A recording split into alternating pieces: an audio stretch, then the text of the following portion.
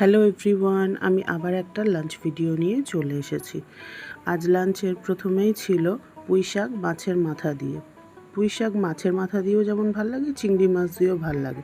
আমার তো পুঁই শাক মাছের মাথা দিয়ে খেতেই ভাল লাগে। আমার মতন তোমাদের কার কার মাছের মাথা দিয়ে পুঁই শাক খেতে ভাল লাগে প্লিজ কমেন্ট করে জানিও। আর ছিল এঁচোড় চিংড়ি। এঁচোড়টা আমাদের বাড়ি গাছেরই ছিল। চিংড়ি মাছ দিয়ে এঁচোড় খেতেও খুবই ভালো লাগে, আর মা তো খুব সুন্দর করে রান্না করেছিল। আমি যতই চেষ্টা করি না কেন কখনোই মার মতন রান্না করে উঠতে পারবো না। আর এরপরে ছিল কাতলা মাছের ঝোল, কাঁকরোল আলু দিয়ে। নতুন কাঁকরোল উঠেছে বাজারে।